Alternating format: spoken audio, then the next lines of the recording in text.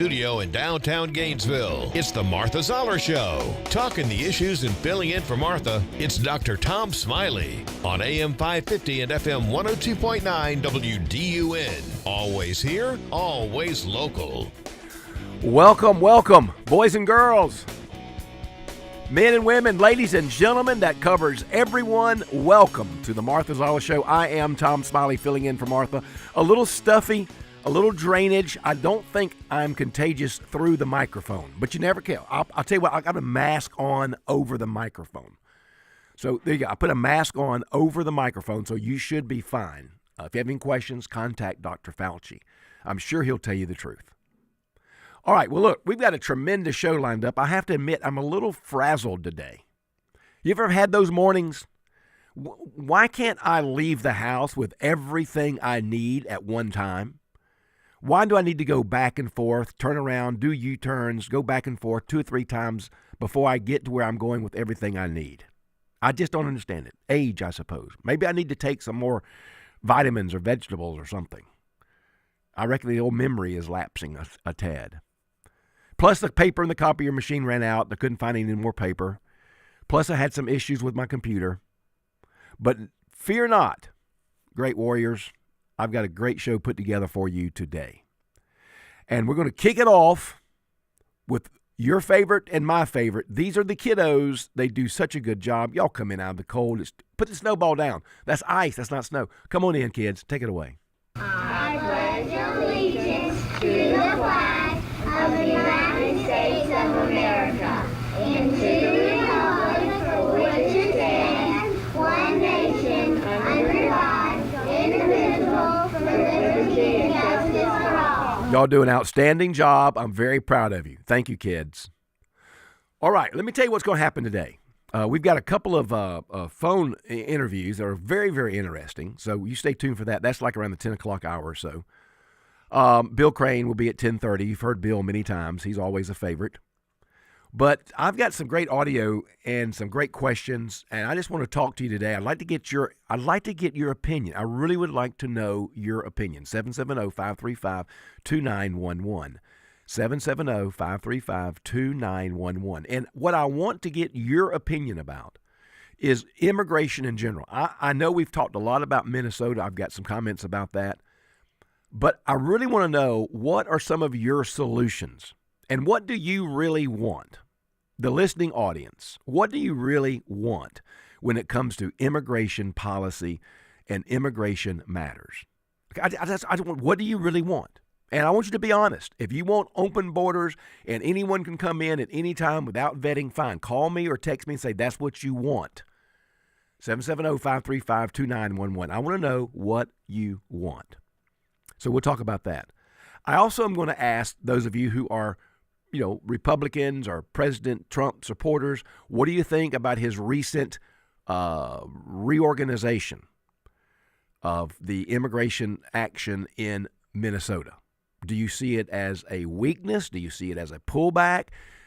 Is he trying to make up for mistakes? Is he just kind of shifting gears, pivoting a little bit? What's your impression about what President Trump has recently done with the phone calls to Tim Walz and Mayor Fry? I'd like to know that. There are some Trump supporters, some MAGA people, some Republicans who think that Trump is caving. Others think he's just pivoting. That's his nature as a negotiator. I've got some information about that and some audio about that, but I would like to know your thoughts. So text it to me, 770-535-2911, or call if you want, 770-535-2911. So when we come back, there's a couple of pieces of audio that just make me sick. I mean, if I weren't sick enough now, it's like I need to put a double mask over this microphone because these next 2 audio pieces are just absolutely sickening. And it demonstrates exactly what good people are up against in this country. What good people are up against in this country. So you stay tuned for that. I'm going to come back with it. It's going to be something that's going to knock your socks off. You're not going to believe that people actually think this or say this. And you may not hear it anywhere else, but you'll hear it here. I'm Tom Smiley filling in for Martha Zoller. I'll be right back. What you see is what you get. I call it like I see it. What's right is right and what's wrong is wrong, ladies and gentlemen. We have always believed that on this radio program. It's Todd Starnes, weekdays at noon on AM 550 and FM 102.9 WDUN. Hello, I'm Greg Beatles, president of your Atlanta Falcons and also proud supporter of Eagle Ranch. My family and the Falcons have been involved with the ranch for many years. Eagle Ranch has expanded its services to meet the increased needs in our community, to include outpatient counseling, a day school program, a residential program, and other therapeutic services that are both affordable and accessible. Learn more at eagleranch.org. That's eagleranch.org. Hey there, it's Cody Lovin, owner of Crawlspace Medic. Is your crawlspace giving you trouble? Maybe it's moisture, structural issues, or even foul odors? Don't worry, my team and I, we've seen it all. At Crawlspace Medic, we specialize in crawlspace repairs, encapsulations, and basement waterproofing, ensuring your home's foundation stays solid and protected. We're all about delivering top-notch service you can trust with solutions that last. Give me a call at 706-410-2400 or visit crawlspacemedic.com for a free evaluation. You wouldn't want someone you couldn't trust working on your family's HVAC and plumbing, so why would you call anyone but Gainesville Mechanical? They're your local, most trusted and award-winning HVAC and plumbing company in North Georgia. From maintenance appointments and clogged drains to plumbing emergencies and new system installations, their team is ready to serve you. And with their customer assurance maintenance plan, you can receive discounts, priority scheduling, and 24/7 no overtime rates. Gainesville Mechanical and Bryant, doing whatever it takes since 1989. This President's Day, Pure Talk is honoring Jackson and Lincoln by offering unlimited talk, text, and plenty of data for just $25 a month. Meanwhile, Big Wireless is honoring Ben Franklin by charging families hundreds of dollars for the same 5G coverage. What? Franklin wasn't even a president. Hang on to those Benjamins. Dial pound 250, say Mike Rowe, and save 50% off your first month. That's pound 250, Mike Rowe, to switch to an American wireless company that's truly unprecedented. Pure Talk.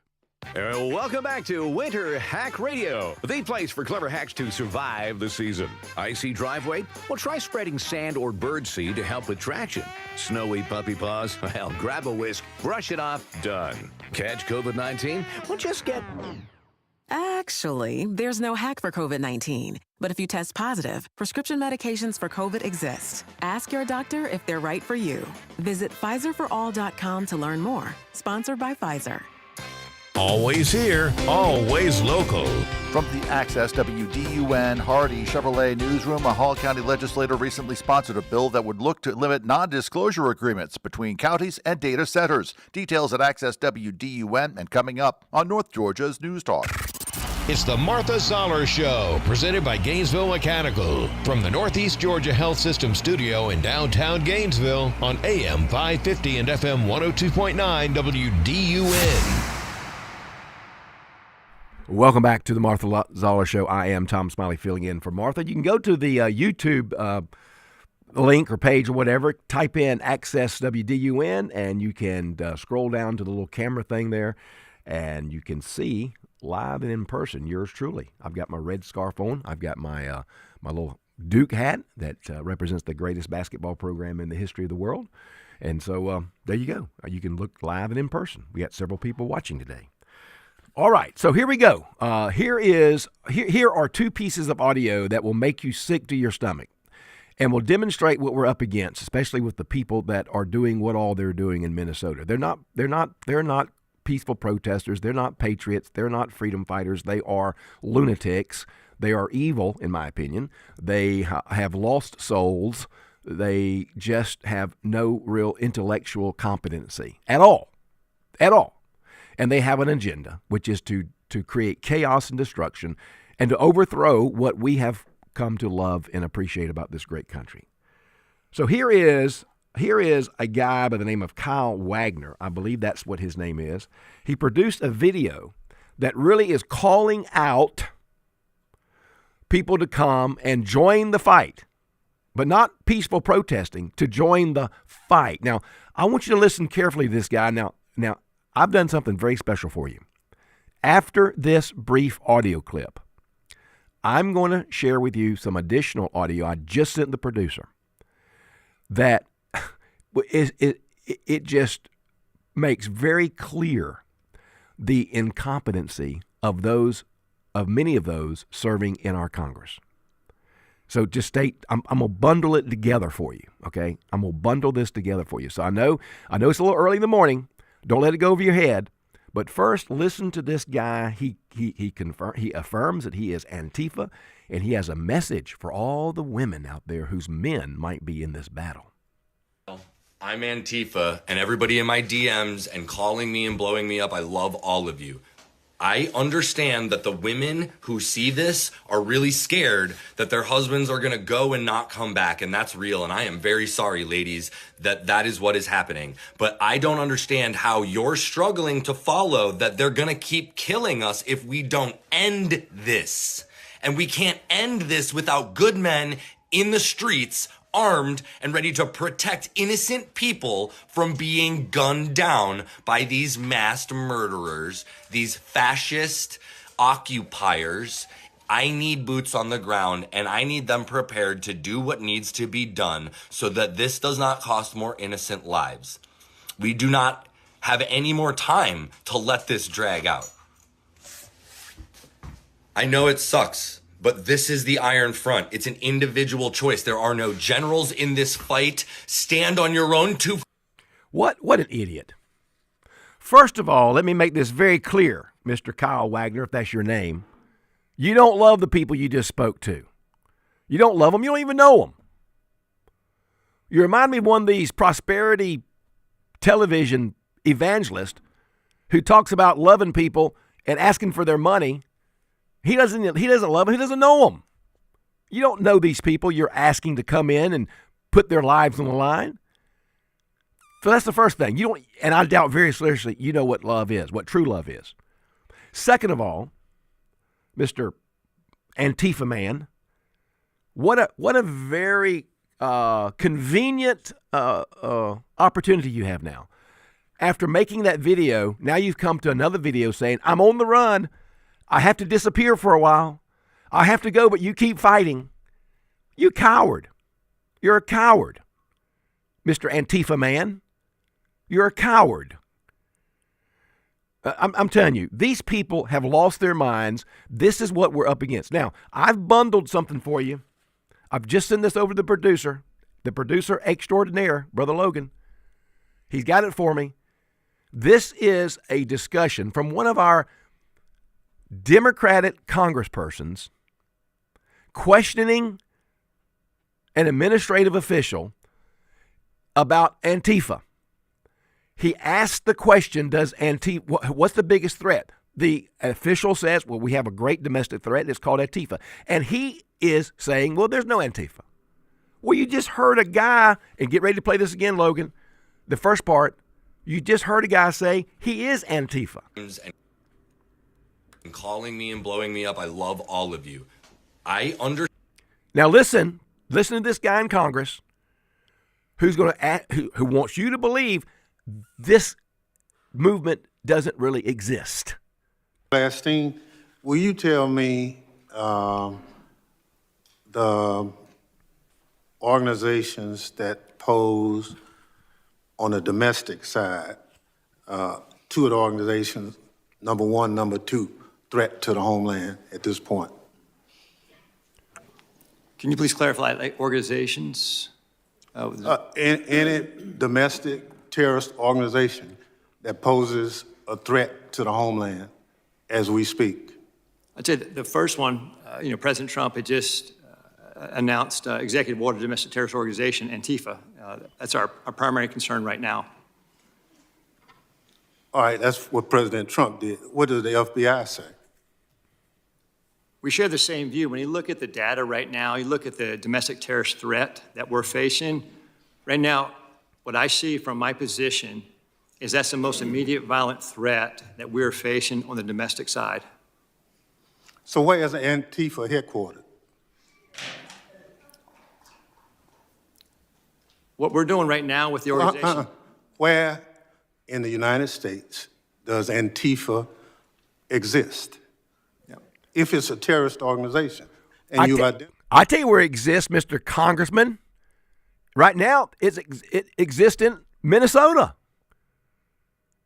You just heard this guy, Kyle Wagner, I'm reading according to this article, say he was Antifa. And now you have this congressman, and by the way, do you recognize his voice? He is the same congressman who asked Kristi Noem to explain what happened about the accident regarding the National Guard men and women being shot. You remember him? He said, can you tell me about this accident, this unfortunate accident? It wasn't an accident, Congressman. It was someone who shot 2 National Guards persons in the head. You doofus. These are the people who are up there in Washington trying to tell you how you should live and what you should believe. He started with an agenda trying to embarrass this Trump official by setting him up with this question. He doesn't care about Antifa, whether it exists or doesn't exist. He doesn't care. He's trying to make his point. He's trying to embarrass. He's trying to confuse. Does Antifa exist? I don't know if they have a general. I don't know if they have a uniform. I don't know if they have a headquarters. But you just heard this guy say he was a member of Antifa, and he's calling people to arms. I'm Kyle. I'm Antifa, and everybody in my DMs and calling me and blowing me up, I love all of you. Can I make it any clearer? I'm going to tell you, you all should ride by here and throw money on the sidewalk as good as what I've just done for you today. All right, do I have time for the nurse? All right, here is another example of what we're up against. The kind of evil, the kind of misconstrued thinking. You have a nurse who is actually encouraging people to do harm to ICE officers. And by the way, after this was posted and viewed millions of times, she now is looking for another job. Are the single ladies where these ICE guys are going have a chance to do something, not without risk, but could help the cause for sure? Get on Tinder, get on Hinge, find these guys. They're around. They're an ICE agent, bring some X-Lax and put it in their drinks. Get them sick. Nobody's gonna die. Just enough to incapacitate them, get them off the street for the next day. Highly easily deniable. You could get sick too. Won't eat there again. I'm just saying, let's get them where they eat. Somebody's not going to be supporting these guys. Where's the hotel where they eat? Who makes that breakfast? Let's find them.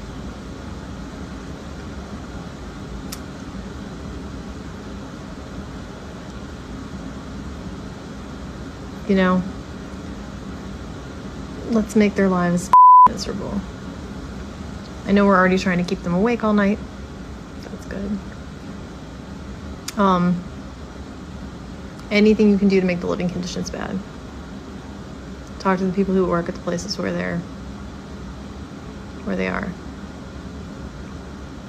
Come up with some ideas. Dead fish. Somewhere in the room hidden. Just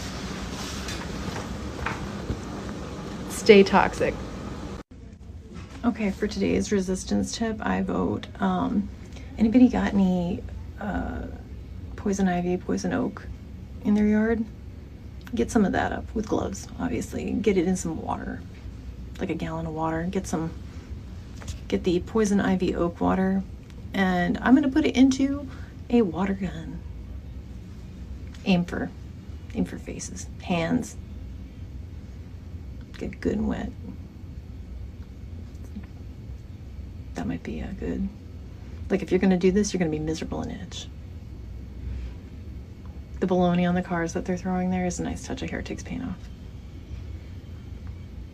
Sorry, I just got out of the shower and I look like a raccoon, but I thought of something good. I think it's up in the weird spot. Sabotage tactic, or at least scare tactic. all the medical providers, grab some syringes. This is absolutely sickening. This is sick. These are not people who are peacefully protesting, trying to win you over to their side of the argument. They're trying to force, intimidate, hurt, and injure, maim, and kill.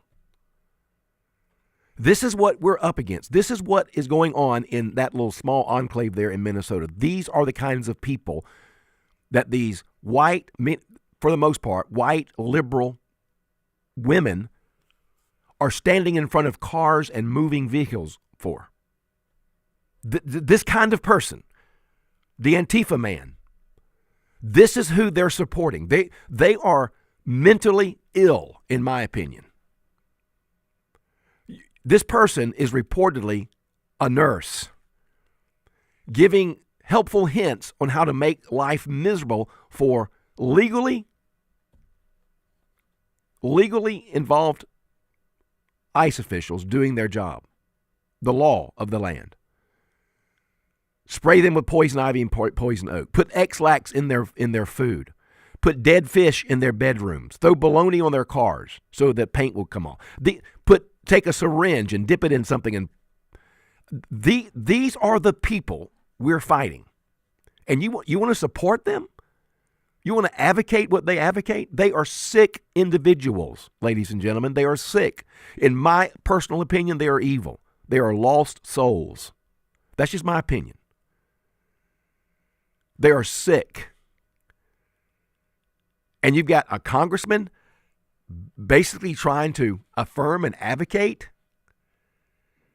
I'm telling you right now, their tactic is to get you so discouraged, you'll throw up your hands and say, okay, fine, heck, let's just be done with it and give up and give them their way. You can't give up. These are sick lunatics. All right, I've got more for you. Stay tuned. I am Tom Smiley, filling in for Martha Zoller.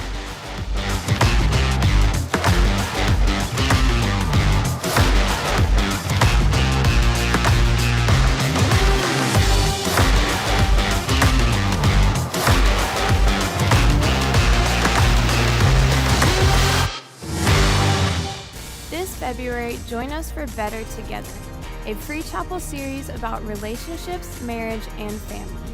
Starting on February 1st with Pastor Jensen Franklin and concluding on February 8th with a message from special guest Charlotte Gamble. You won't want to miss this exciting 2-week series that's fun for the whole family as we learn how to be better together through Christ. For more information, visit freechapel.org. While technology has certainly changed the way people do business, it hasn't changed the way we treat our customers. It's Mike Cormier, and at Hardy Chevrolet, we are as committed to excellent customer service as the Hardys were when they started the business here in Gainesville over 4 decades ago. When it's time for a new or used vehicle, remember what Charles Hardy always said. We love you and we need you. Together, let's drive. At Hardy Chevrolet, Brownsbridge Road in Gainesville, online at hardychevrolet.com. Full Bloom Nursery is now closed for winter and will reopen for the spring season in March. This is Kelly letting you know that we have services we offer during the winter, including consultation, design services for spring planting, and also pruning and maintenance of your landscape. Winter is a great time to get a head start on planning that beautiful landscape you've been wanting to achieve. Visit our website at fullbloomnursery.com and select the contact button to send us a message and get started on your landscaping goals. The contenders have been chosen. May with his hands under center, drops to his knee, and that's it. The New England Patriots are back in the Super Bowl. It's over. Seattle has won. The Seahawks are going to the Super Bowl. Super Bowl 60 coverage begins February 8th at noon on North Georgia's News Talk. WDUN Gainesville, WDUN FM Clarksville, Gainesville. Always here, always local. It's 9:30. Fox News, I'm Lillian Wu. Booked for assault, the 55-year-old man who rushed progressive Congresswoman Ilhan Omar at a Minnesota town hall, squirting liquid from a syringe, as she said. DHS Secretary Kristi Noem must resign or face impeachment. Omar said she was shaken but unhurt. President Trump on Minnesota immigration enforcement after he sent in Border Czar Tom Homan to talk with the governor, mayor, and law enforcement. We're going to de-escalate a little bit, but I will tell you, you look at the numbers, they're doing better than they've done in many years. On the Will Cain Show, the president was in Iowa talking about how he's bringing prices down, about bringing prosperity up for American babies with a White House summit on the Trump savings accounts. America's listening to Fox News. Always here, always local. From the Access WDUN Hardy Chevrolet Newsroom, I'm Steve Winslow, and White County officials are staying in constant contact with residents about the progress being made with their safety crews and local utility providers following Sunday's devastating winter storm Fern. White Emergency Services Director David Murphy spoke on Tuesday afternoon with Habersham EMC President Brian Ferguson about power restoration efforts for thousands still without service. One thing that we've seen with this storm is it is a major tree event. So if you've been out and around looking trees down, that's been one of the major problems for us is trees. So with the ice and the wind that we saw Sunday, obviously caused major damage. Now, Ferguson adds that crews and the subcontract workers from across the nation are still working around the clock to get power restored to every HEMC customer in their 6-county area. A local Hall County legislator recently sponsored a bill that would look to limit non-disclosure agreements between counties and data centers, titled the Data Center Transparency Act. Drew Eccles was the second sponsor last Thursday. I think that if it's good enough for the electeds in the community to know, then it's good enough for the citizens to know. Bill comes as it has been reported that some areas across the country have seen NDAs signed between communities and data centers. You'll find more details and more news at Access WDUN.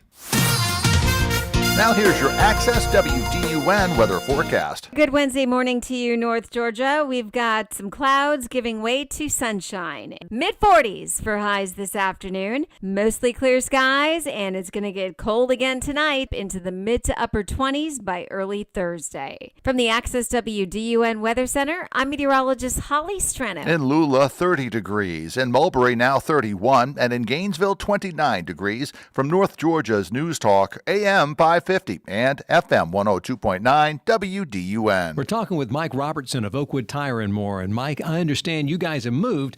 Where can we find you? 3440 Mabry Road, which is right off of Mountain View. Still offering the same services? We won't be doing alignments, but we'll be doing tires. Tires, brakes, batteries, tune-ups, those kind of things that normal maintenance repair. Sounds good. Give us the address one more time. Make sure we don't miss out. You can find us at 3440 Mabry Road at oakwoodtire.com or even the same phone number, 770-535-0943. What if my parents suddenly need help?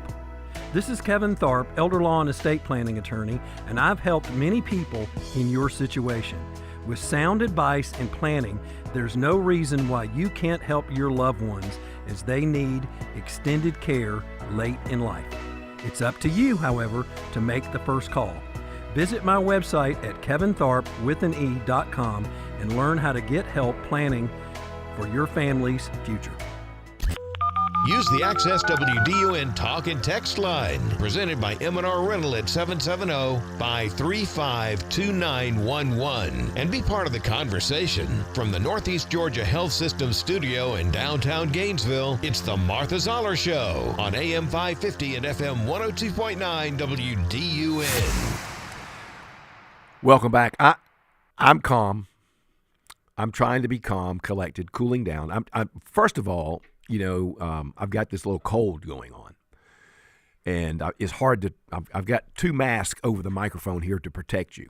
I want you to get what I've got, so I put 2 masks over the microphone so my germs won't invade into your listening areas. Second of all, it's just very frustrating to me. I mean, it's very frustrating to listen to the kind of lunacy that is out there in this world. You would, and then to realize, that we're so divided as a nation. It's like 50-50. It shouldn't be. It should be 80-20. It should be 90-10 for the most part. But the lunatics are multiplying. And the whole effort is for you and I to become so discouraged and to get so frustrated. And that's what all this in Minnesota is about. It's about wearing down these ICE officers. Well, I have a question for you now. I want to talk for just a moment. We'll go up to our next break. This is a little lengthy, but I do want to get your input. I'd love to hear your input because I'm really interested in what you're thinking about what President Trump has done with this pivot in regards to Minnesota. 770-535-2911. Do you like it? Do you not like it? Thumbs up, thumbs down. Give me a comment or give me a call, 770-535-2911. And so the question is this good?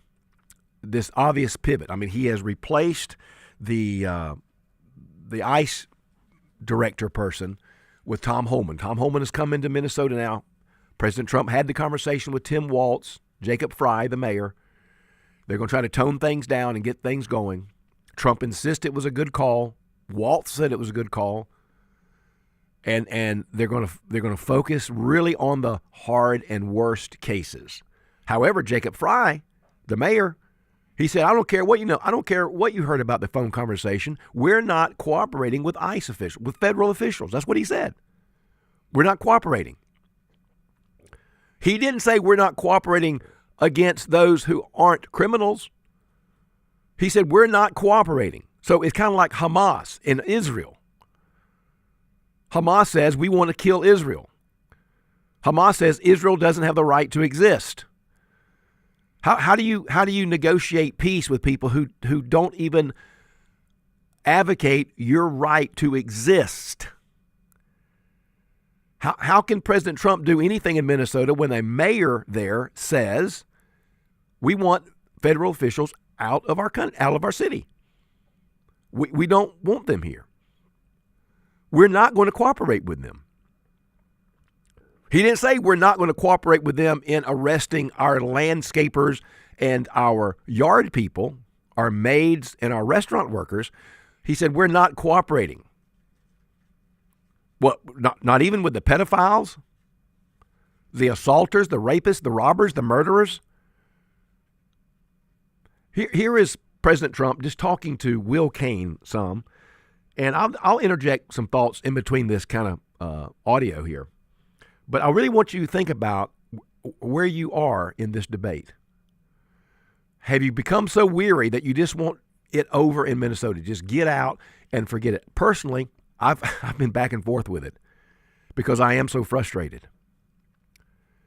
I mean, I just want to load up the paddy wagon. And my wife said, Tom, you do realize that many of your listeners don't know what a paddy wagon is. Logan, do you know what a paddy wagon is? That's that's the car with all the sirens on top. But you don't want to go to the big house, Tom. You don't want to go to the big old jail. You don't want to go there. They throw you in the paddy wagon. I don't want to go in the paddy wagon. I ain't been there. I don't plan on going there. You've never been in the paddy wagon? Never been in the paddy wagon. Okay. Not even as just a down the street trip, and I don't plan on it. Well, good for you. I'm very happy. There are some people who need to be in the paddy wagon. And I'm telling you, it's not time to give up. So let me know what you think. 770-535-2911. Are you for everyone being deported, relocated, regardless of your criminal history as an illegal alien, or just the worst of the worst? And just what are your ideas about that? I'd like to know. Let's listen to some of this audio, and I'll interject as we go along. Welcome back to the Will Cain Show, live from Iowa, and now we're here. We're here with President Donald J. Trump. Mr. President, great to see you. Thank you very much. Thank you for doing this. Well, you know, you do have great ratings. Well, thank you. We check the ratings, but even if you had lousy ratings, I would do your show. You are terrific. Thank You've been you. a terrific guy. I anticipate they should do very well today with this type of guest today here on the Will Cain Show. Welcome back to the campaign trail. Welcome back to Iowa. How does it feel? Well, I love Iowa. We've won it 3 times conclusively. There wasn't like any late night voting or anything. We just won it right at the beginning. The doors closed and they said Trump won. And I love the people. You know, I just get along with the people. I was watching the other room. You look back in your element. You're back with the people. What do you like better? Do you like? So that's the introduction, just to set it up for you.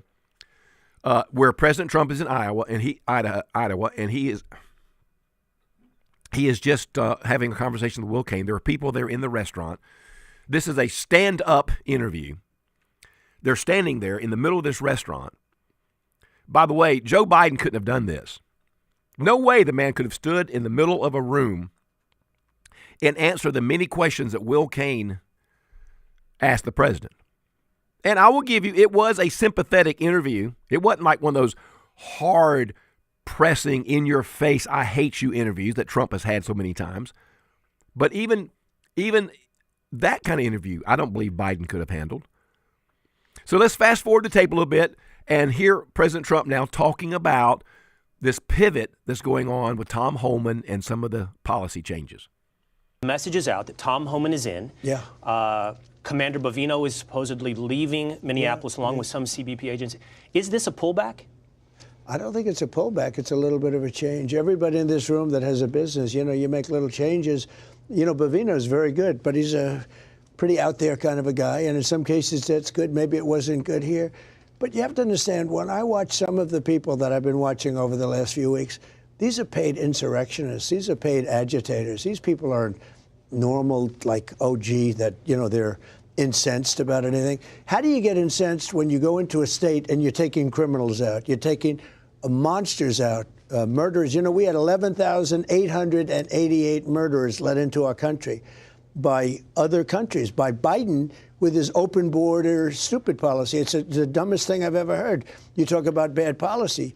Open borders where people were coming, so the whole world, the Congo, Venezuela, all over the world, they're letting people in from their prisons and they're feeding them into the United States. And they're murderers and they're drug dealers and they're everything else you can think of, every bad name you can think of. So that's the first point I want to get you to realize with me. Trump has been right. He has said all along that what's been happening with this open borders and this massive invasion have not been the best of the best. It's been the worst of the worst. It's been prison and mental institute patients. And so, which leads me to ask you a question. Do you realize that we only have limited resources in this country? Not everyone can come to this country. Not everyone. We can't have everyone coming. Now, I'm all in favor of helping other people develop their countries to be better. That's a good idea, in my opinion. However, that's got so much corruption attached to it, it's hard to see any progress there. But that would be in a perfect world, the best analogy is to help other countries figure out how they can become better, stronger, more economical, have a better economy. How about try some of that? But the point is, ladies and gentlemen, the United States of America cannot have every single person here. That's impossible. And Trump was right when he said we're being invaded by the worst of the worst. You do realize that many of these people that are being arrested in Minnesota right now and in Maine last week and soon to be in California and Texas are people with a horrific criminal past from the country they left. They murdered, they robbed, they raped. They're criminals. And they left their country. The country helped them get out. And Trump was right. That's the kind of people that's come. Let them in by the millions. We closed the border. We have nobody coming into our country anymore. Literally. It just shows how hard it is to clean up, even after you close it. It shows the price that we paid under Joe Biden. It's the hardest thing when you think of it. Inflation we've solved. It's done. We have it good. Where prices are coming way down. They were just saying in Iowa, the fuel is $1.95. Did you hear that? Somebody said $1.85, but it was $3.50, $4.50 just a year and a half ago. You look at eggs, you look at groceries, it's all down. Everything's come down. Do you notice they don't mention affordability anymore?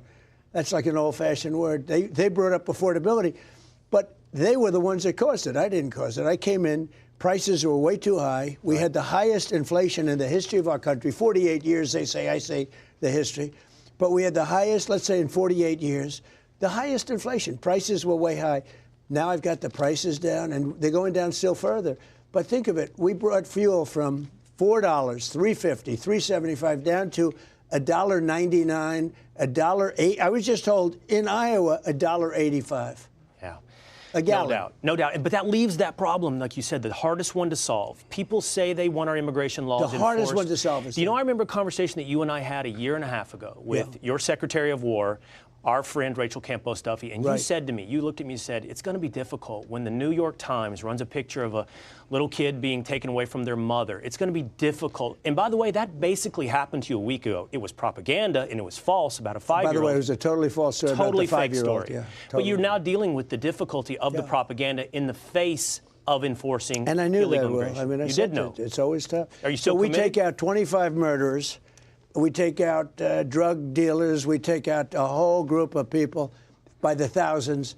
And if we get one person a little bit wrong, headlines. But they don't talk about all the tremendous, the reason that we have Minnesota crime down. I talk about that because it's only down for one reason. We took out so many criminals.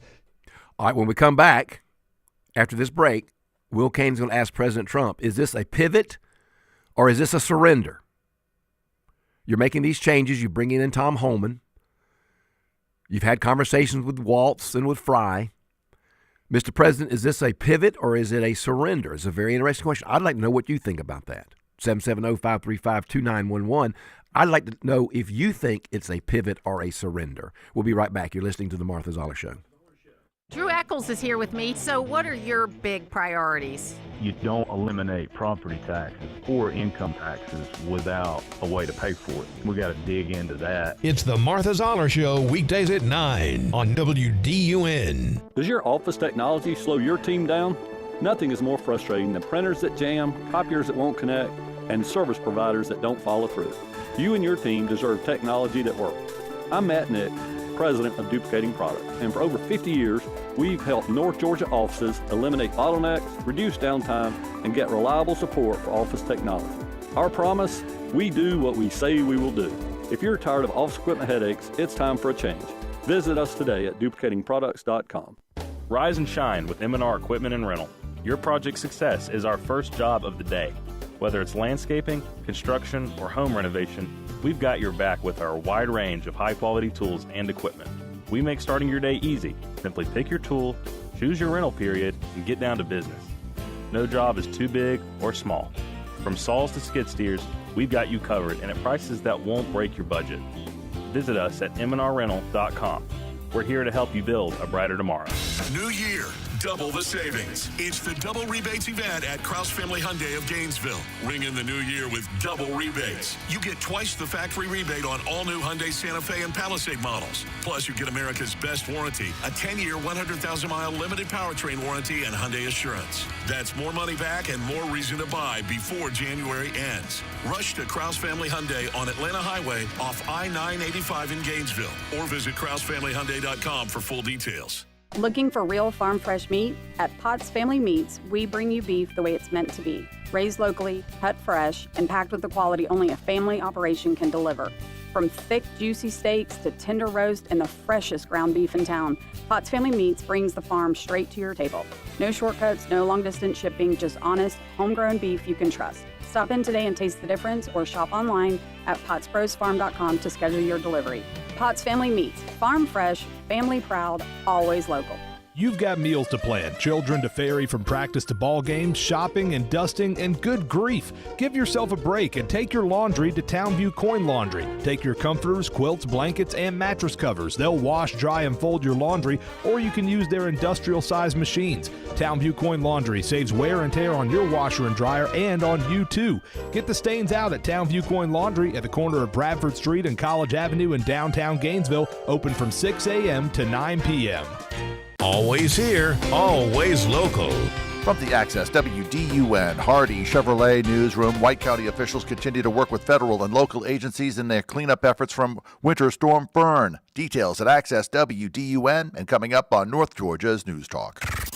It's the Martha Zoller Show, presented by Gainesville Mechanical. From the Northeast Georgia Health System studio in downtown Gainesville on AM 550 and FM 102.9 WDUN. Couple of very interesting texts from many of our listeners all around and about. Here's a text from James over in Cumming, I believe. James says, hey, the pivot is a pivot, and it's good, and most people want deportations to continue, but in an orderly fashion. That's correct. And you know what, James? You are exactly right. That's what people want. They want to see it orderly. And that's why Obama and Clinton and Bush didn't get into this type of trouble because no one protested their relocations, as they were called then. No one protested that, so they were more orderly. Now, because of Trump derangement syndrome and the hatred that Trump has, people are protesting, and they're getting paid to do it, to create mayhem and chaos. It makes those of us who want orderly, deportations, pause. We don't like the violence, and we don't like officers getting attacked. And that's the whole purpose, and I agree with you there. So thank you, James, for that comment there, listening over in Buford. And then also, I got another text from a 6634 number, and this person simply says, all illegals need to go. They're here illegally. They broke the law. They should go. I would interject, get back in line, or get in line. That there's a lot of sentiment out there for that. And then here's one from Jerry, a Navy veteran, which my grandfather was a retired Navy, who always told me, hey, Tom, we could have won that war by ourselves. We didn't need the other branches of service. The Navy was that good. But anyway, Jerry says, hey, you're right. He says, you know what? We don't need Kristi Noem to resign. This is a good pivot. He goes on to talk about that what we have to do is bring the temperature down, and that's what leaders do, and that's what Trump is trying to do in calling the governor.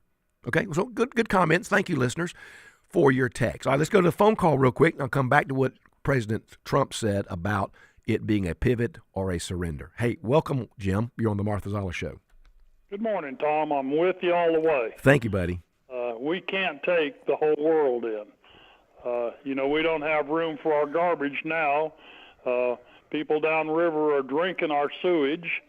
We have no place to put it. Traffic on the highways, we can't even get up and down the highways. We got so many people. But I'm all for removing all illegal aliens from our country. It's not fair to the ones that have stood in line waiting for their turn. Well, I think you got a good point there, Jim, because, it's interesting that the Hispanic population is being reported as supporting Trump and his deportation efforts. And if, I don't see them being that upset because, as you mentioned, many of them did it the right way. Right. I come from California. I was born and raised. We had a lot of Hispanics in our neighborhoods and such, and that was no different back in them days. But they assimilated into the community instead of forming their own little villages and towns and such as that, like the Somalis are doing up there.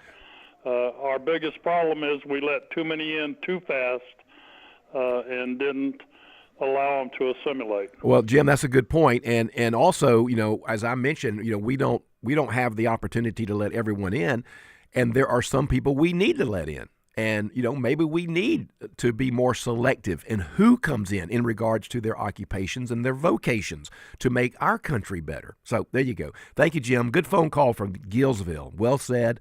Well done. All right, let me let you hear a little bit more of President Trump talking about a pivot or a surrender. A report came out, think of it. In the history of this country, we have the lowest number of murders. We have the lowest crime, the best crime numbers. That's despite the fact that millions, I say 25 million people, millions of people were let in through the border by Biden. And many of those people were not people you want to have in the country. So what's going to change? You put in Tom Homan. Have you spoken today to Tom Homan? Well, yeah, I have. Tom is fantastic. Tom is a tough guy, but I've watched over the years, and he's gotten along with governors and he gets along with mayors. Some people don't. Some people just want to do their job and leave me alone. And that's sort of okay, too. That's generally been okay. Most of them are happy. Memphis, Tennessee, very tough, very straightforward. We're taking the criminal out. We're getting them out, either putting them in jail, because some are so bad that you don't want to send them to where they came from because you're afraid they're going to come back. They're murderers.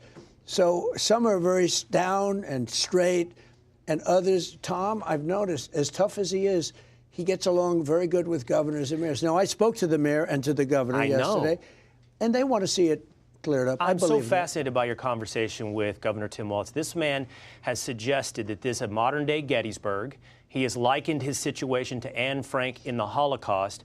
He has said that ICE is your Gestapo army. And then you guys speak on the phone. I'm fascinated by that conversation. It couldn't have been a nicer conversation. And in fact, I said to my people, I said, It's hard to believe that's the same guy I watch on television, or I watch in a debate not doing so well, or because we had a very reasonable conversation, very good conversation. If you believe the conversation, he'd like to get this thing over with. But think of it, in the whole country, we've done this so much. We have the crime down to a level that nobody ever, I campaigned a little bit on crime, a lot on the border. The problem is I gave you the best border in the history of our country. Nobody wants to talk about it anymore. I did it a long time ago. I was able to do it within 3 months of taking office. I had that border locked and closed. And, nobody even tries to come up anymore. It's easy now. Nobody even tries to come up. Before they were coming up by the millions. But nobody wants to talk about that. They only want to talk about whatever the last thing is. But we're taking out thousands and thousands of criminals. And the worst thing that Biden did to this country, because, again, inflation I can solve, all this stuff. The hardest thing to solve is when you have people brought into the country and you have to take those people. We have a very unfriendly court system, frankly, especially at the lower levels. Take those people and you have to say, I'm sorry, but you're going out. And in many cases, they're murderers. And, they shoot you. They kill you. You've seen that, where they kill you. You're after a murderer. Sir, you're going to have to come with me. And they end up shooting you. It's a very tough job that they have. It is. And it's hard. And the next phase of your job, Mr. President, is going to have to be doing something about these sanctuary cities. You just saw where Madami comes on the radio, comes on the news presses, and he just says, you know what? We're giving everyone pre-K child care. Doesn't matter where you're from or who you are. Everyone gets it. He didn't say all citizens, everyone.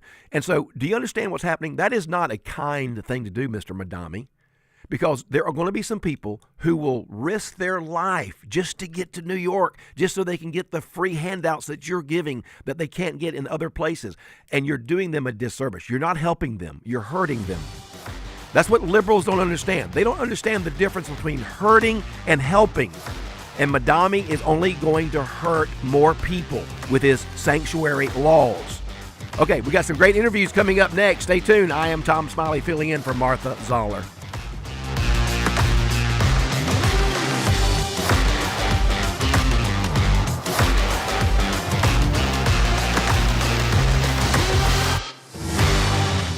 Some car dealers want to sell you a car. At Hardy Chevrolet, we'd rather help you find the vehicle that's right for you. This is Mike Cormier. We call it the Hardy Chevrolet difference. Since you're the one who will be in the driver's seat of that new Chevy, we think you should be in the driver's seat when it comes to making the selection. It's like Charles Hardy always said. We love you and we need you. Together, let's drive. At Hardy Chevrolet, Brownsbridge Road in Gainesville, online at hardychevrolet.com.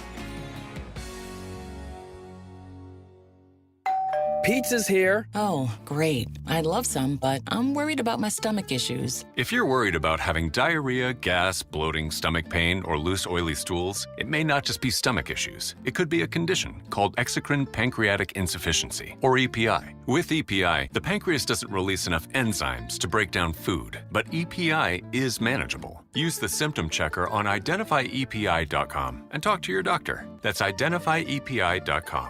Sponsored by AbbVie. It all comes down to this, folks. Yep, the entire season is on the line.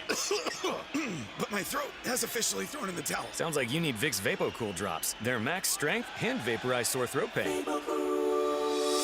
Whoa! These VapoCool drops hit fast. Speaking of fast, did you just see that play? Yeah, he vaporized that ball. That pun should have come with a penalty. Vaporize sore throat pain with Vicks VapoCool drops. Use as directed.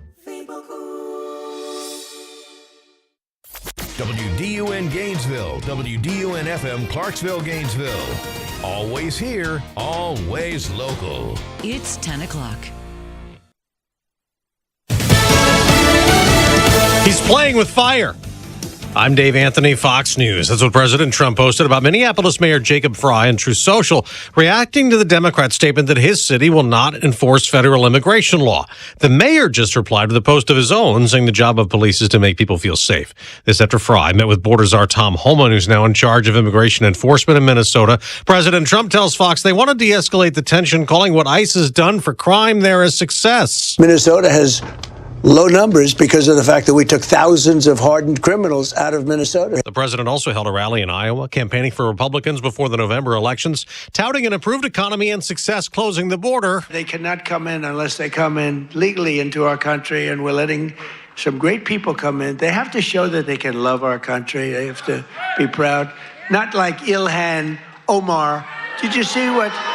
But a short time later in Minnesota, a man attacked Congresswoman Ilhan Omar at a town hall, speaking out against ICE days after the deadly shooting of a protester. She was talking about all the immigration chaos on the ground here, and then all of a sudden it was interrupted by this man who apparently sprayed her with some type of liquid from a syringe. Fox's Matt Finn in Minneapolis. It is not clear what the liquid was. We have inquired. Omar was angered and shaken, but appeared mostly unharmed. Security tackled the man identified as Anthony James Kazmarchuk and walked him out of the room. He was charged with third-degree assault. Secretary of State Marco Rubio is at the Senate to testify about the U.S. operation in Venezuela that captured leader Nicolas Maduro. Fox's Jillian Turner's there and has Rubio's opening statement. He's going to say we will closely monitor the performance of the interim authorities as they cooperate with our stage-based plan to restore stability to Venezuela. But he does insist, quote, we are prepared to use force to ensure maximum cooperation if other methods fail. America's listening to Fox News.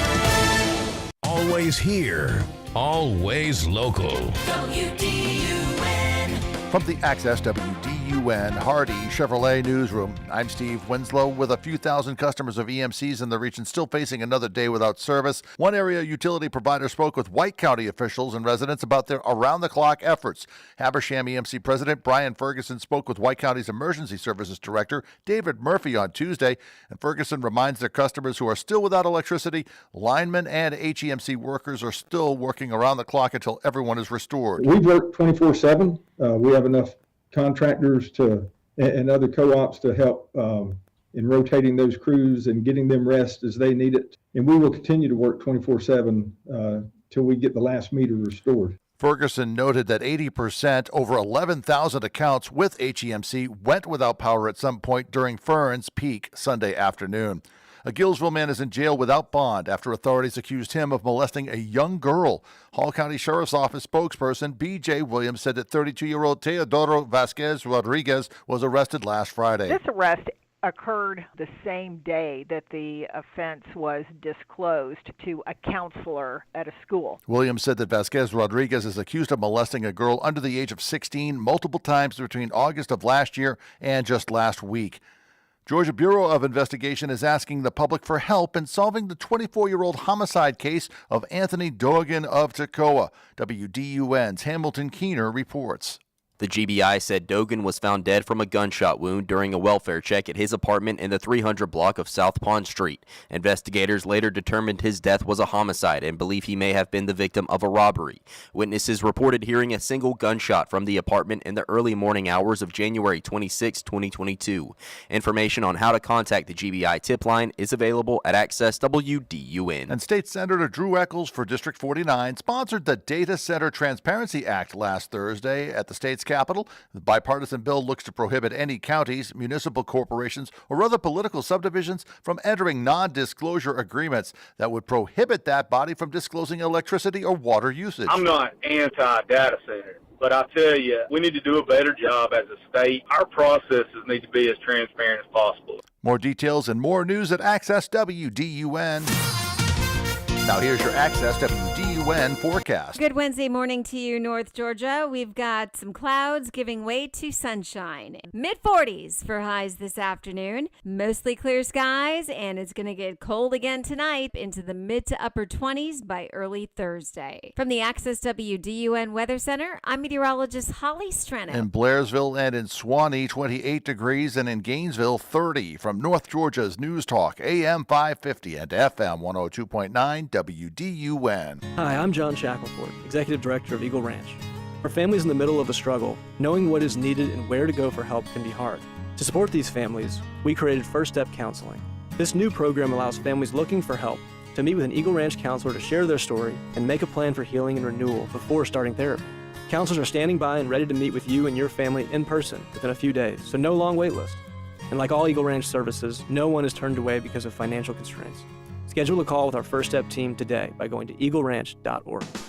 Building, moving, remodeling, they all create more waste than will fit in your average garbage can. Thank goodness for Waste Eliminator. They offer roll-off dumpsters in all sizes. Just visit wasteeliminator.com, click on Order Dumpster, and they'll deliver just what you need. From simple home cleanout to large commercial projects, Waste Eliminator handles it all. Schedule your roll-off dumpster today at wasteeliminator.com. Environmentally responsible and committed to customer service. It's Waste Eliminator. From the Northeast Georgia Health System studio in downtown Gainesville, it's the Martha Zoller Show. Talking the issues and filling in for Martha, it's Dr. Tom Smiley on AM 550 and FM 102.9 WDUN. Always here, always local. Oh, yes, I am. Boys and girls, men and women, ladies and gentlemen. I think that covers everybody. Yes, I am. Filling in for Martha. I'll be back unless I get the proverbial hook from the management, but we're having a great time. We certainly are.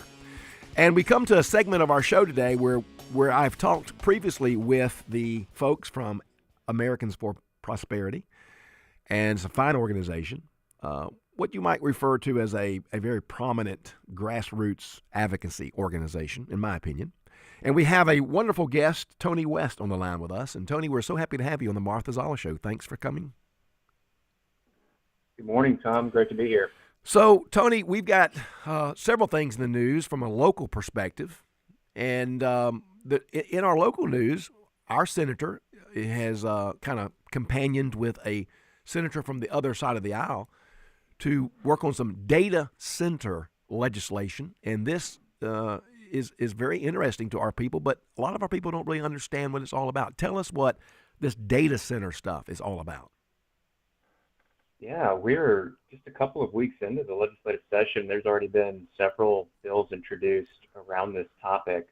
And just to kind of set the stage here, the reason these data centers are popping up in Georgia and really all across the country, it's because artificial intelligence, AI, needs data centers because they provide just massive computational power, storage, infrastructure that's necessary for AI to really work. And if folks aren't aware, the U.S. is in an arms race with China on artificial intelligence.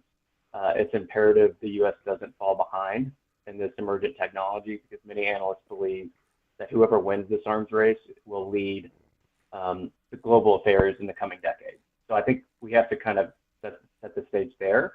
But you'll see different types of proposals. So like one from a Democrat rep introduced to House Bill 1012 that would put a statewide moratorium on the construction of data centers until 2027. I think that's a mistake. Like I just said, we're in an arms race where time is of the essence. We can't just artificially limit our ability to produce this type of capability. But then you have others like the one you mentioned that is looking at just more transparency because there are concerns about the amount of energy, natural resources that these data centers utilize, and I think that's an interesting idea that will probably get fleshed out over the coming weeks. But this is kind of analogous to the internet. I mean, we didn't know how it was going to change society. We knew it would, and we just want to make sure government laws don't artificially put barriers in place that could make us non-competitive with other rival nations.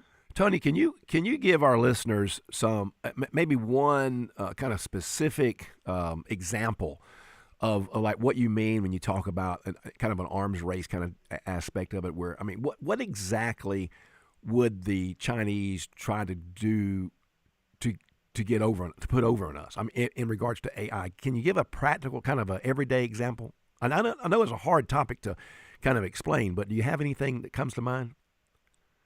Well, I'm certainly no expert, but the little bit I've read and listened to about the changes that could come as artificial intelligence develops is that it could have major military changes that would make a foreign nation's military more superior to ours.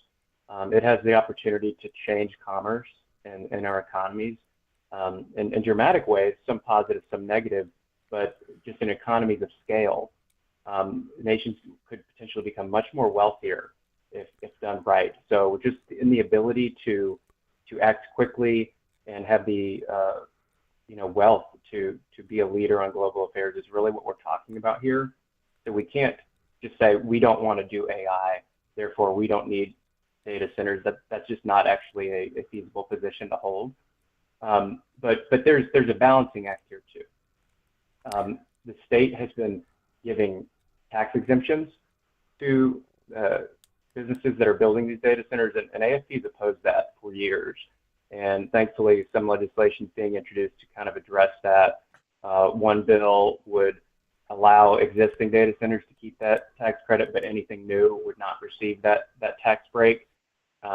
Similarly, a bill was introduced to sunset that tax credit 5 years early. And it's tied into the discussion that I talked with Martha a couple weeks ago about phasing out the state income tax. Mm-hmm. When you do not collect taxes on individuals or businesses that are owed, the rest of us have to pay for it. So absolutely, we shouldn't be putting any artificial barriers that that make it harder to build these data centers because it's necessary. However, we should not be giving out taxpayer dollars to incentivize that. We think that's also wrong. So we're talking to Tony West with Americans for Prosperity. Check out their website. I think you'll really find it interesting. So Tony, is this a partisan issue, or is this is this something that most everybody can get on board with? I mean, or do the Democrats have another view or another idea than the Republicans? Or can you talk about that? I mean, is this something that there'll be some common ground for? I think there ultimately will be. I don't necessarily view it as a partisan issue yet, because there have been bipartisan bills introduced. I think it's just such a new technology that people are trying to wrap their minds around. They're really just trying to understand the implications of what all of this means. Like I said, there are some folks that say AI is just going to totally transform the world in the next 5 years, whereas others take a more humble view and don't think it will have as big of an impact. But these data centers are the reason they're being built for AI. So I don't know. You'll see some people that will go into two camps. One, they're completely anti-AI, and some are pro. And I'm not sure if it falls down on party lines that way. But it does. We look at it from a limited government perspective. We don't necessarily want the government to be putting in barriers and roadblocks to commerce and economic activity. But we also want to protect the average taxpayer, and that's why we support eliminating those special interest tax breaks. And there's another bill, Senate Bill 34, that was actually debated last year that basically would say if there's costs incurred due to the building of data centers, Georgia Power would not be allowed to pass those costs on to ratepayers to pay for it. That's right. Data centers would have to pay for what they use. And once again, that's not anti-data center. It's just making sure we have protections in place for ratepayers so we aren't actually subsidizing the building of these. We're just trying to take a very free market approach to this. Don't incentivize it, don't subsidize it, but don't block it either. Right. So here's a question. I hate to ask a question that I don't know even what it means, but one of our listeners who's listening to our program right now just texted me and asked me to ask you what you think about, and I believe the term is fractal, F-R-A-C-T-A-L, fractal computing as an alternative to data centers. Do you know what that means, or you have a comment about that? Wow, no, you have me stumped there. Yeah, I'll have to go back and do some homework on that. Yeah, maybe our listener could send me another text and explain to me exactly what that is. I've never heard that term, and I apologize for using it and asking you, because I don't even know what he's talking about. That's myself. okay, but hey, like I said, this is such a burgeoning sector. We want to make sure that all new technologies are allowed to rise to the top and let the best thing, win out. That's how we are going to compete with China. We can't just say this is the only way to do something like this, produce the type of energy or capacity that we need. And that's why it's important to make sure government stays in its lane, I think. So an alternative to data centers actually has a chance to compete. Whereas right now we're incentivizing data centers, which could be putting this practical thing at a disadvantage unfairly. Do you think there's any connection to some people's shift away from climate change, the climate change hoax, to now supporting, wanting to kind of move away from that so we can support more data centers? I'm thinking about Amazon people and other really rich people. We've had some people come on now and say, look, I was kind of wrong about climate change. We really need to, and some people are saying, well, the reason you're wanting to change is because we need these data centers, and that's going to also create more need for power. I mean, any connection there, Tony? I'm not sure about the motivations of those types of folks, but you make a good point that I almost was remiss in saying. Without good energy policy, without the capacity to produce energy, all of this is for naught.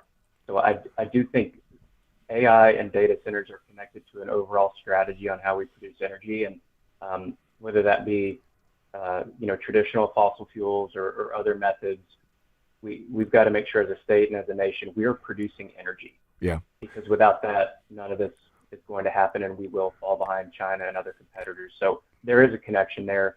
Smart energy policy is a necessary thing when it comes to this stuff. Yeah, AI data centers are not going to run off of windmills and solar. That's not going to happen.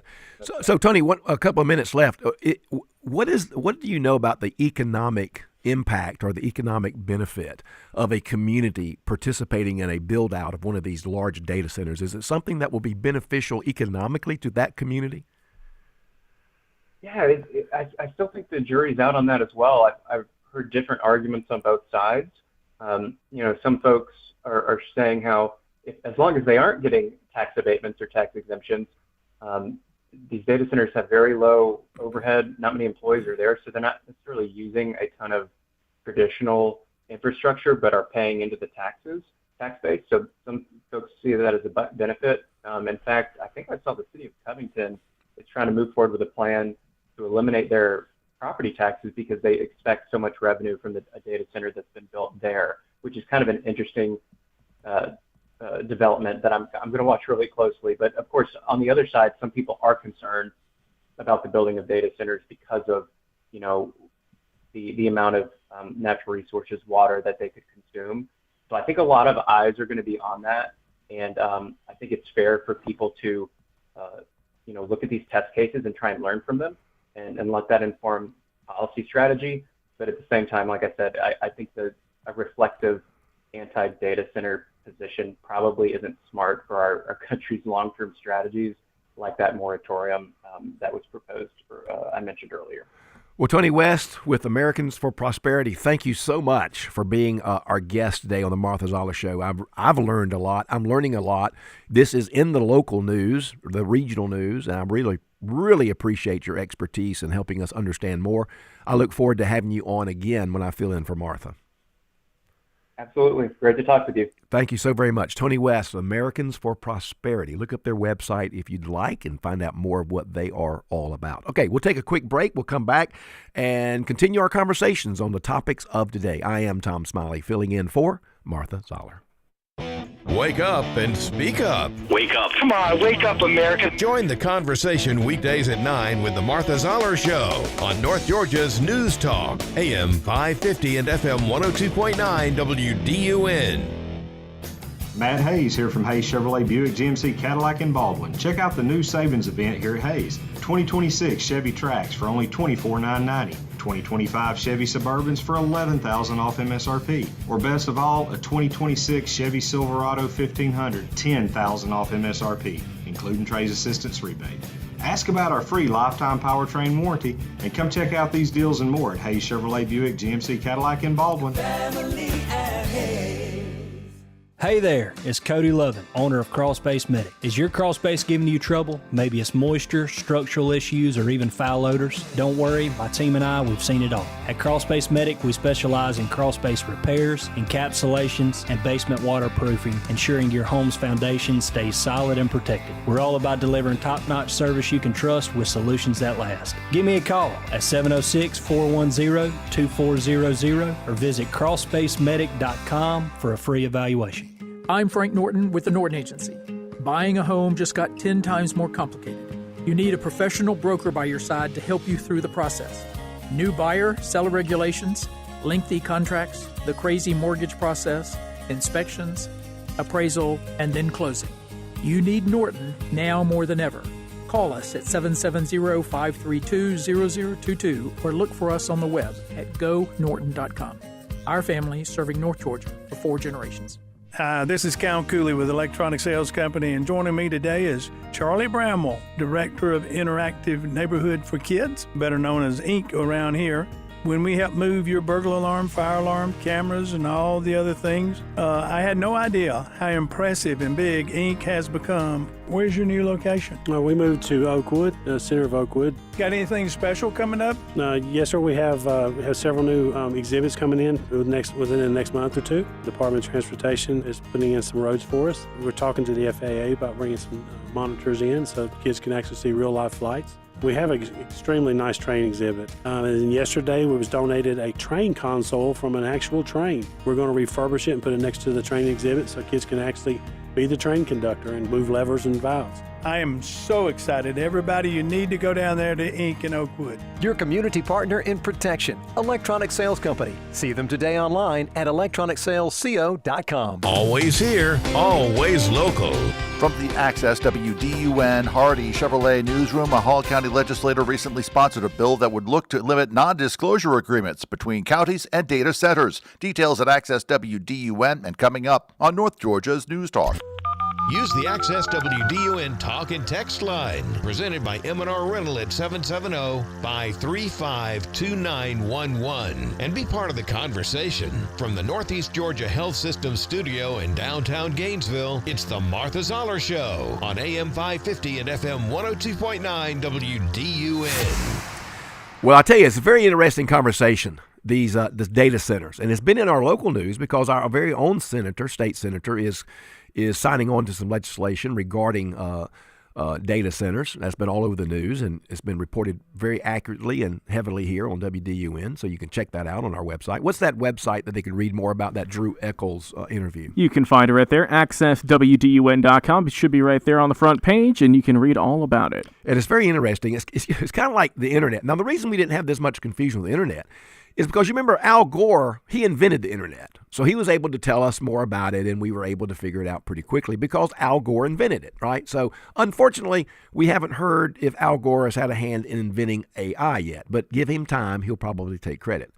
But it's so new. I mean, I knew very little about this subject until just a few months ago when I was talking to Senator Eccles about it. I mean, it was like I just have not paid much attention to it, so I've been looking at it. And now one of our listeners, sent me a question to ask Tony West about this thing called, and I hope I'm pronouncing it correctly, fractional engineering or something. It's an alternative to data centers. And our listener has sent some more information about that, and I'm reading over it, and I can't make heads or tails out of it. I'm not the sharpest tack in the box, but my ability to navigate through this very highly technical language is pretty limited. So maybe I'll have to have a guest on in the coming weeks, maybe next month or so, or Martha will, to talk about this particular thing called fractal computing. Okay, never heard of it, don't know anything about it, and it's hard even for me to read about it. But I'll give it a shot, see if we can talk more about that later. All right, well, a day or two ago, I played some audio for you regarding Josh Hawley, who is a senator from Missouri. I believe that is correct. And, he was asking a doctor, a very simple question. Can men get pregnant? I want you to listen to his comments, and then I'm going to tell you something about her I bet you don't know. And now let's listen careful. And this lady, who is the doctor, I'm going to tell you something about her that you may find very interesting. Since you bring it up, why don't we just start there? Dr. Verma, I wasn't sure I understood your answer to Senator Moody a moment ago. Do you think that men can get pregnant? I hesitated there because I wasn't sure where the conversation was going or what the goal was. I mean, I do take care of patients with different identities. I take care of many women. I take care of people with different identities. And so that's where I paused. I think, I wasn't sure where you were going with that. Well, the goal is just the truth. So can men get pregnant? Again, the reason I paused there is I'm not really sure what the goal of the question is. The goal is just to establish a biological reality. You just said a moment ago that science and evidence should control, not politics. Absolutely. So let's just test that proposition. Can men get pregnant? I take care of people with many identities, but Can men I get take pregnant? care of many women that can get pregnant. I do take care of people that don't identify as women. I just can't take any more of that. I cannot.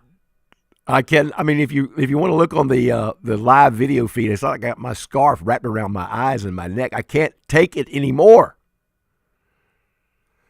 Among the many other things this doctorate lady is involved in, here's what you may not know about her.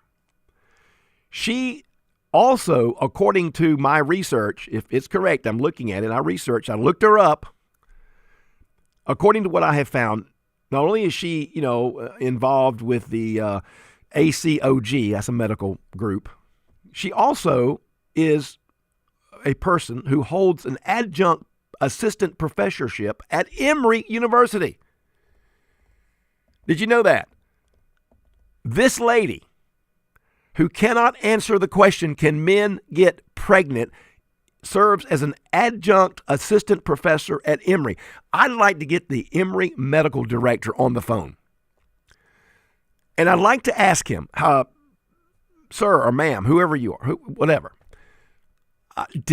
was that question not on her, like her finals? I mean, when she took her medical boards and her test, was that a true false question? Was that a multiple choice question? Was that just a write your essay question? Did she just not get that question right, but she moved on and made enough points to graduate as a doctor? I'd like to know. And I'm telling you, I wouldn't go to her for any advice. I wouldn't want any of my female family or friend members to go to her. If you can't answer a simple question, then it shows that you have another agenda other than the health and welfare of a patient. That you're politicizing. You're playing politics. That's a very simple question. If you don't believe me, doctor, go ask a third grader if men can get pregnant. Of all the billions of people that's been born in this world, can you just email me the name of an individual who was born by a man? Let's start there. Jeeper creepers. I just can't believe it. It's just hard to even believe. Well, we'll sum it up. Bill Crane is coming. He's going to talk to us about some of his views and viewpoints. We'll be right back. Stay tuned.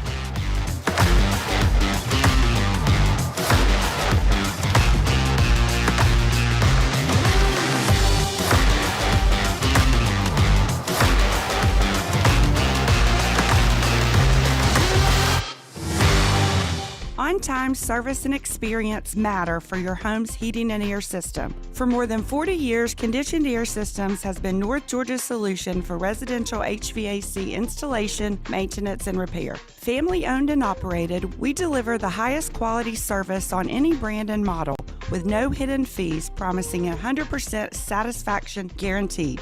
Comfort you can feel, quality you can trust. Visit conditionedairsystems.com to schedule an appointment.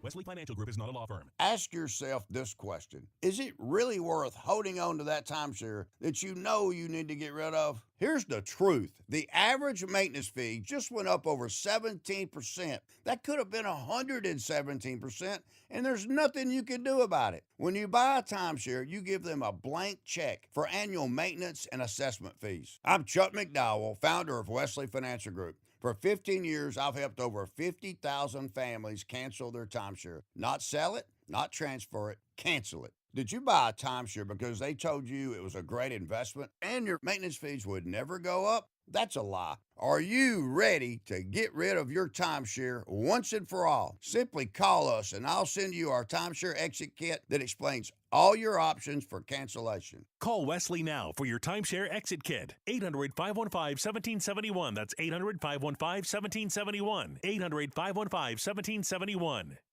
Get breaking news fast. Sign up at accesswdun.com for breaking news alerts via text. Log on to accesswdun.com for details and to sign up. You can also sign up to receive local weather and sports alerts. Get the news first with breaking news text alerts from Access WDUN and North Georgia's News Talk. WDUN Gainesville, WDUN FM Clarksville, Gainesville. Always here, always local. It's 10:30.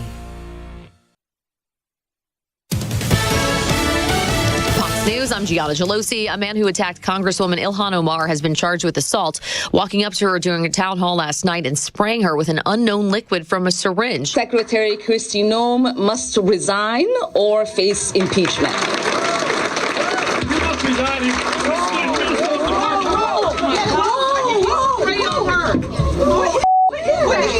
I don't know.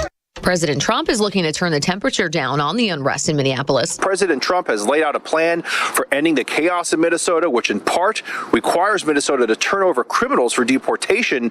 But Mayor Fry doesn't seem willing to play ball there, writing, "I also made it clear that Minneapolis does not and will not enforce federal immigration laws, and that we will remain focused on keeping our neighbors and streets safe." It's Fox's Matt Finn. America's listening to Fox News.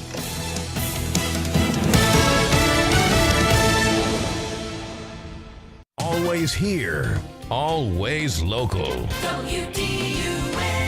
From the Access WDUN Hardy Chevrolet Newsroom, I'm Steve Winslow. A Gillsville man is in jail without bond after authorities accused him of molesting a young girl. Hall County Sheriff's Office spokesperson B.J. Williams says 32-year-old Teodoro Vasquez Rodriguez was arrested last Friday. This arrest occurred the same day that the offense was disclosed to a counselor at a school. As Williams says, Vasquez Rodriguez is accused of molesting a girl under the age of 16 multiple times between August of 2025 and last week. White County remains one of the most heavily impacted areas from Winter Storm Fern this past weekend. County's emergency management director has been in constant contact with residents over their recovery work, and David Murphy said through social media videos Tuesday, safety crews continue to partner with state and federal officials to get all roadways open for passage. All of our Tier 1, our primary county roads are open with caution. They're working on our secondary and our tri-terry roads. We still have National Guard, Georgia Forestry, and Georgia DNR assisting us in getting those roads open. Murphy also thanks the American Red Cross for continuing their help to operate the makeshift shelter at the Rec Center Gymnasium at Yona Preserve. More details and more news at Access WDUN.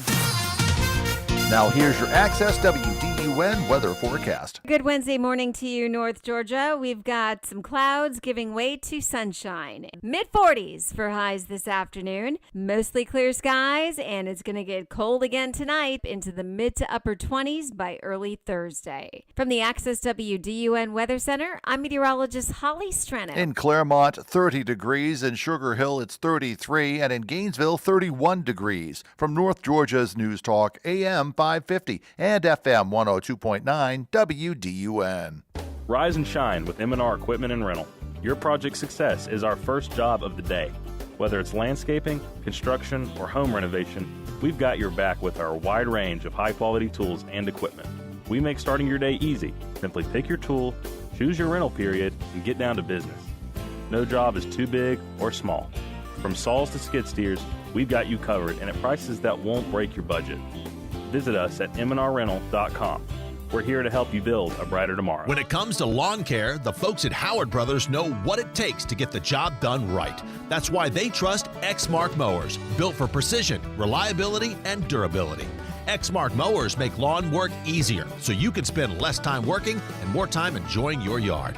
And this spring, reliable and easy are exactly what you need. Stop by Howard Brothers before the lawn season is here. They've got everything Exmark and a team ready to help you find the perfect fit. Gear up for spring with Exmark and Howard Brothers. It's the Martha Zoller Show, presented by Gainesville Mechanical, from the Northeast Georgia Health System studio in downtown Gainesville on AM 550 and FM 102.9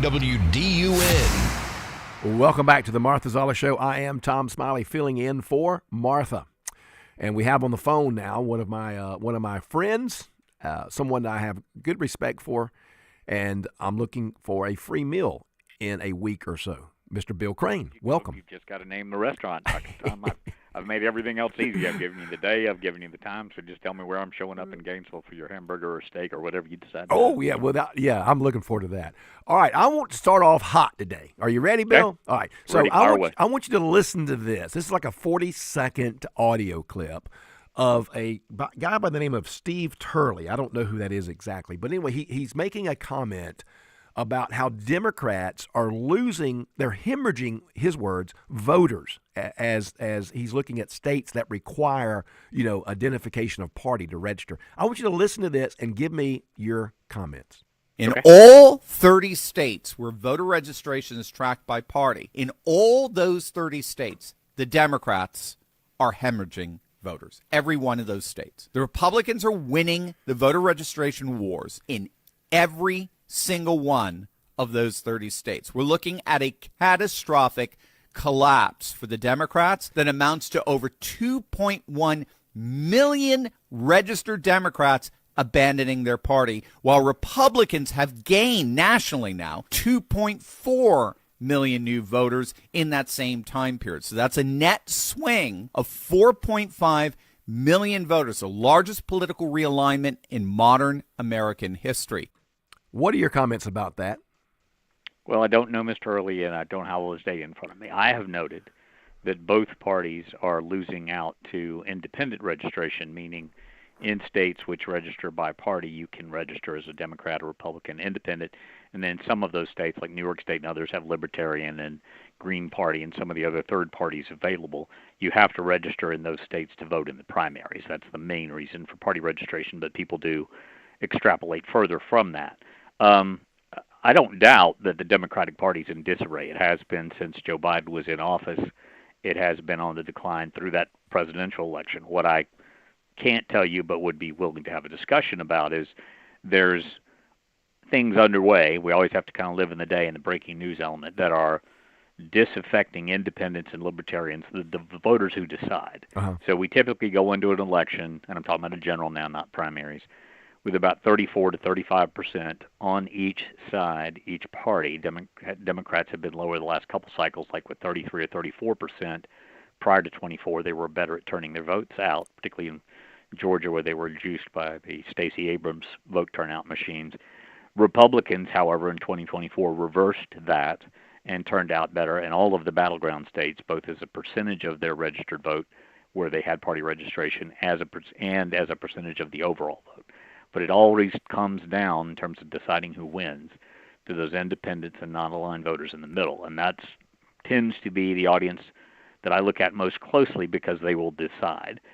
We also need to see both parties drastically seeing reductions in the number of people showing up for primaries, particularly in these municipal off-election year and special elections. But I don't necessarily think you can extrapolate that into a general election, even-numbered year when there's a presidential race on the ballot. So, Bill Crane, we're talking to Bill Crane. Bill, do you think that Donald Trump's emphasis now, as he seems to be kind of moving toward getting back on the road, holding his little rallies and his get-togethers, touting the successes of his administration, is that something that can really move the needle for the midterms, or is it just going to be what it is? It is what it is.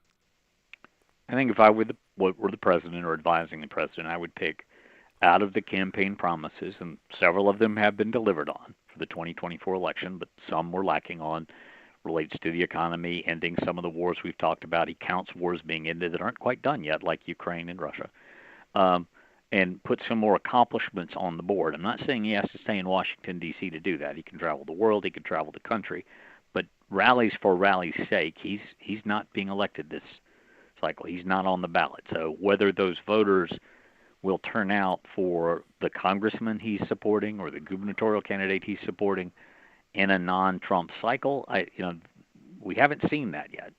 Brian Kemp in Georgia in the midterm cycle where he won the governor's office is the best example we've got of a Republican who could turn out as well as the president in terms of new or unidentified Republican voters in Georgia. I don't know that we have any candidates for governor or senator right now on the ballot that are that energizing of Georgia Republican voters. So I have a question for you because you've been around the playground for a while. If you don't believe 26 years of doing broadcast commentary, and 65 of them on Friday, on the planet. If you don't believe it, just look at the progression of your pictures, of your portraits. Yes. But Bill,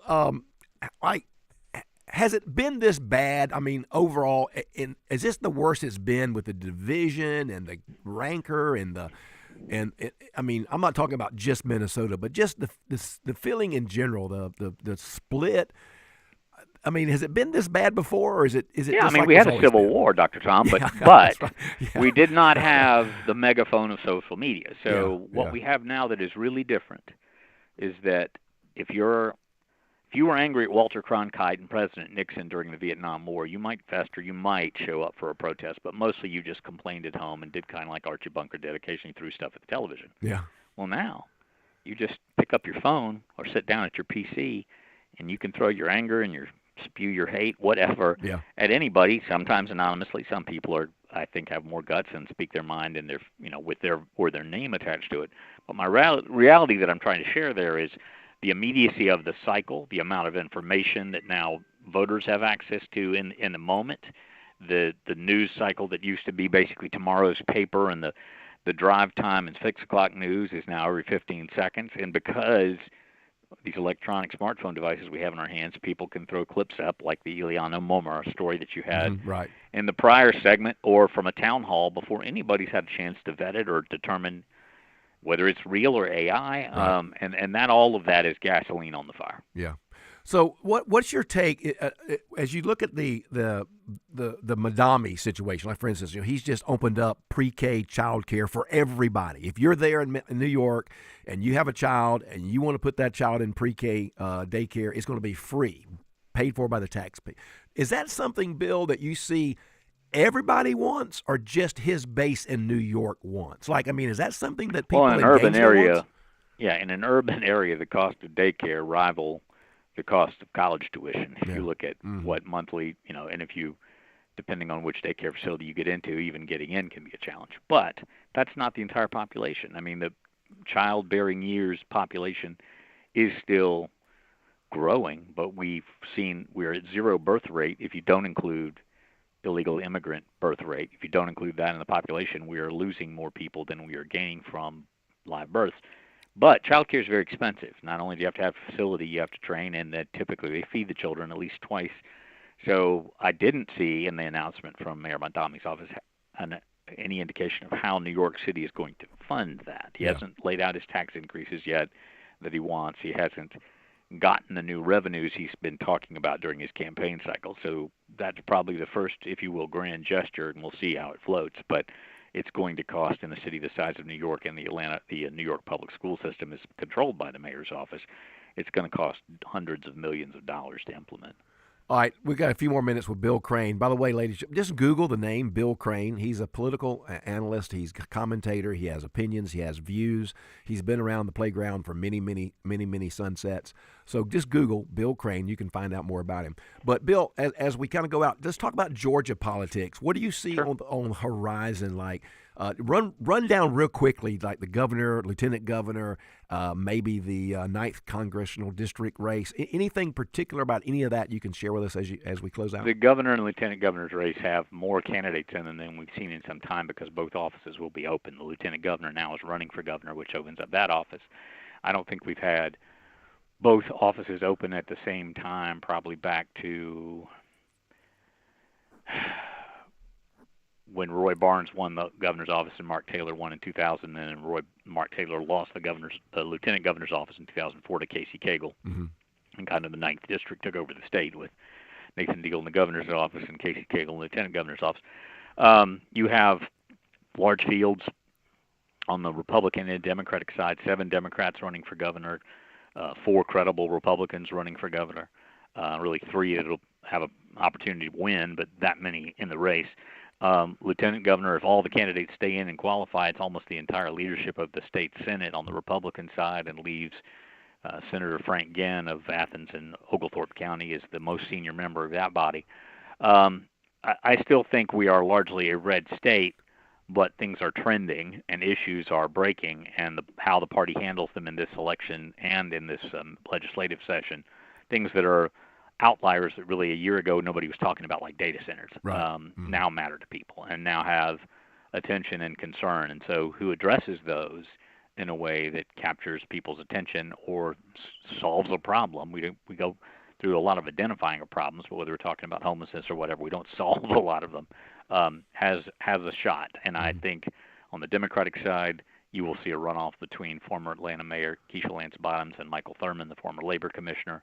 On the Republican side, I'd say today it looks like Burt Jones may win the primary without a runoff, but if he's in a runoff, it'll either be Attorney General Chris Carr or Secretary of State Brad Raffensperger. Wow. And I believe the Republican will win both at this point, given what we know now, the Republicans will win the governor's office and hang on to the lieutenant governor's office. All right, my last question for you. So I have my coffee club that meets. We meet at Long Street for coffee and discussion. And Y'all so moved from the Shoney's? Yeah, they shut it down. Gone. Yeah, I know. But so used to meet with that coffee club. We have a I'm not going to say a wager because that's illegal.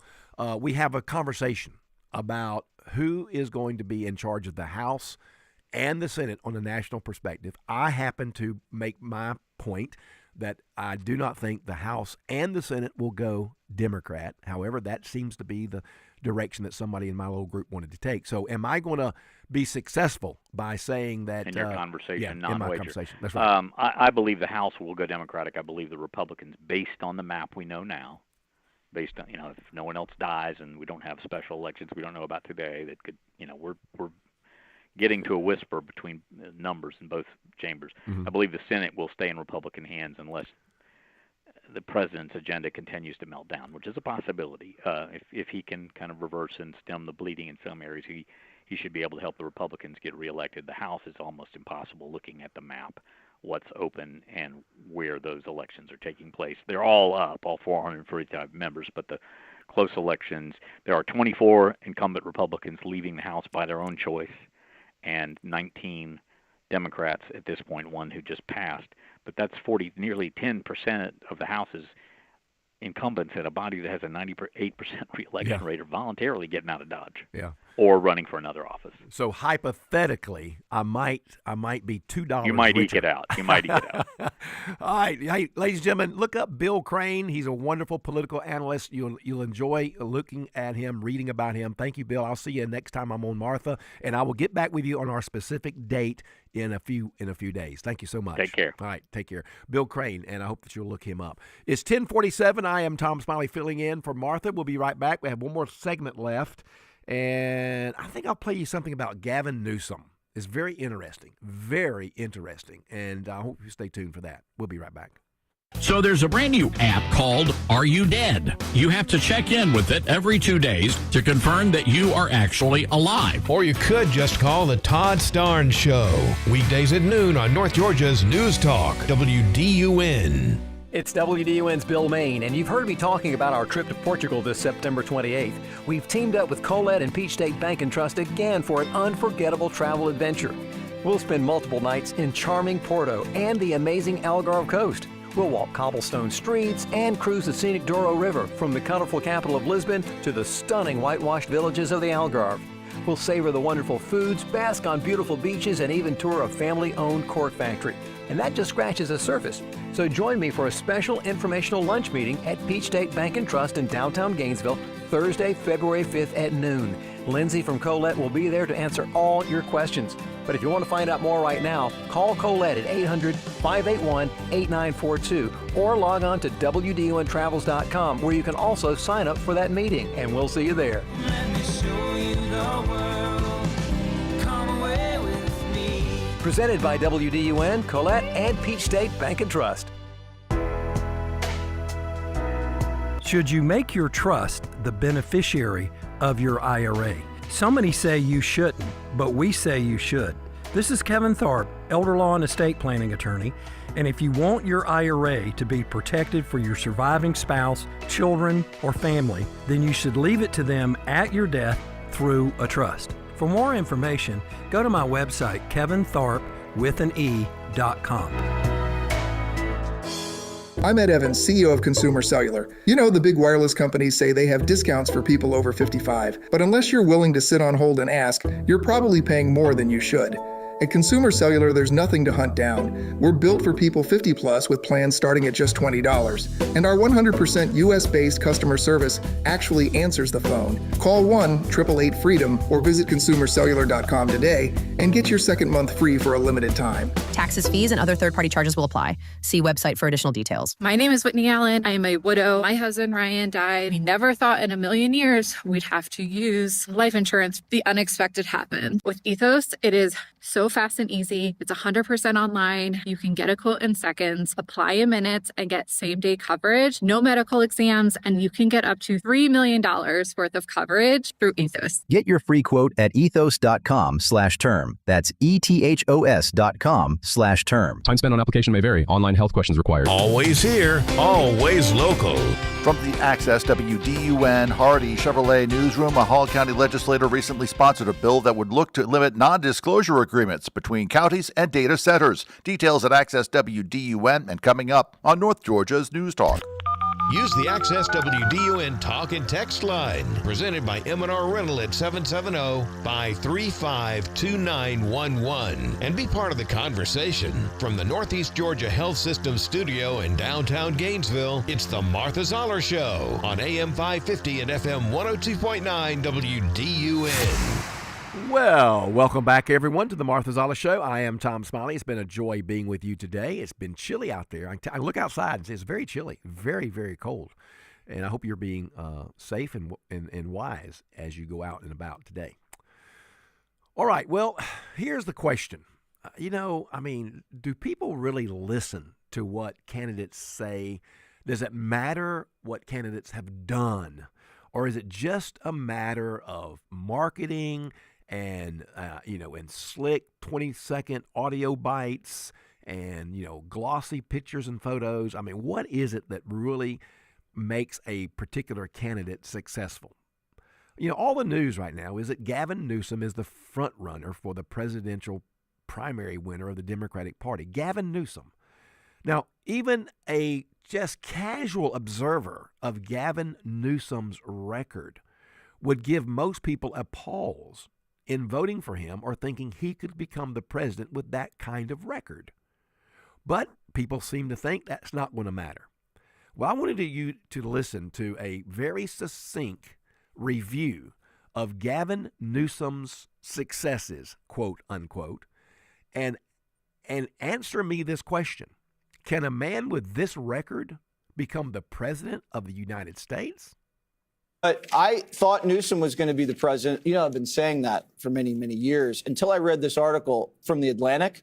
Gavin Newsom's record is a problem. I can't wait for this guy to run for president. I didn't even know these things, and I do this for a living. That doesn't surprise you, huh?